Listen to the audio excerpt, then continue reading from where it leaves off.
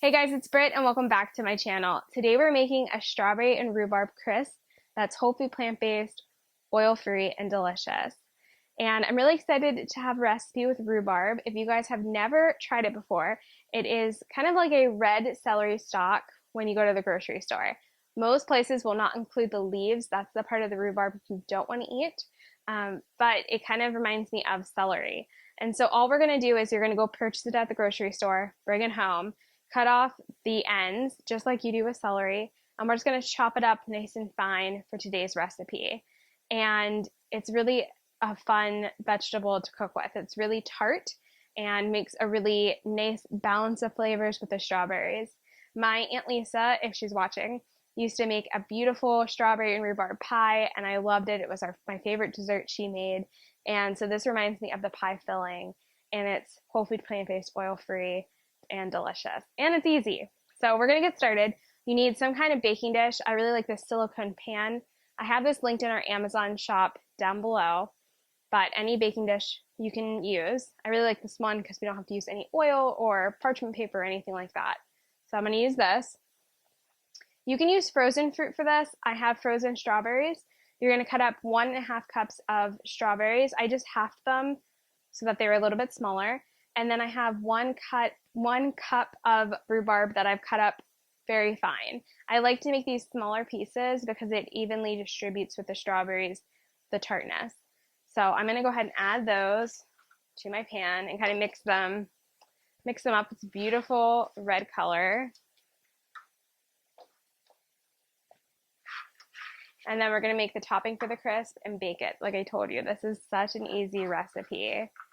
Super fast. If you're having a little get together, this is perfect to make.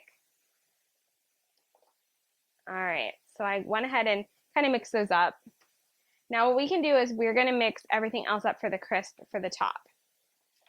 So I have a bowl just to show you guys and a little mixing tool. I have 1/2 cup of oat flour. This is just rolled oats that I pulsed in a high-speed blender to make a flour. Really easy to remember, 1/2 cup, and 1/2 cup of rolled oats that you have not blended. We also have some date paste, and I have a recipe of how to make date paste. I'll link above, but it's 2 tablespoons of date paste. This is going to help balance out the tartness. I have 1 tablespoon of raw almond butter. You can use any nut butter you like. We really like the raw almond. So go ahead and add that. And then I have 1/2 teaspoon of baking powder. And this is really going to help make everything brown and be a beautiful color. And that's pretty much it. So go ahead and mix up your crumble topping. You just want to mix until that almond butter and that date paste really are kind of form a crumble with your oats. So it takes just a minute of mixing, and then we're just going to crumble it on top of our strawberries and rhubarb. If you've made our fruit crumble recipe on here, it's very, very similar. But I find the rhubarb adds like a nice brightness to this recipe. And I love the sweet and sour play. All right, that looks pretty good. So it'll come together just like a crumble. All right, like I told you, this is not going to take long at all. We're going to preheat our oven to 350 degrees. This bakes for an hour. I like to bake it on a lower temperature for longer just because we have some raw almond butter in here. You could, if you're in a pinch, raise the temperature and bake it for a shorter time. You're pretty much looking that everything gets nice and browned and that the strawberries and rhubarb are cooked through and soft. But I like to just kind of pop it in there at a lower temperature and then come back in an hour, and your whole house smells so, so delicious. I can't even describe the smell of it. You don't need candles when you bake all the time. It smells heavenly. All right.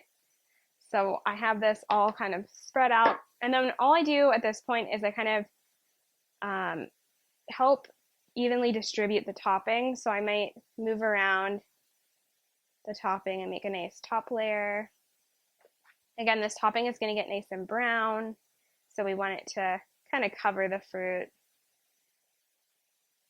All right, I'll post a picture on the screen now what mine looks like so you guys can see. And then I'm gonna go and bake it, and I'll see you guys back in an hour. The lighting in my kitchen just got too bright, so I'm filming it here, but I've already been snacking on it. It's so good.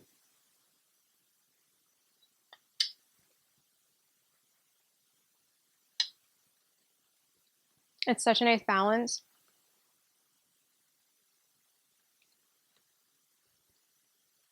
The crisp gives it something crunchy.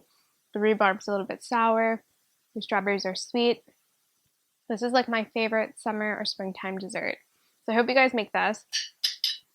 If you make it, make sure you leave us a comment, send us a picture.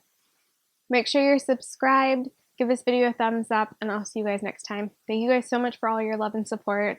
I hope you guys make this. This is one of our favorite recipes.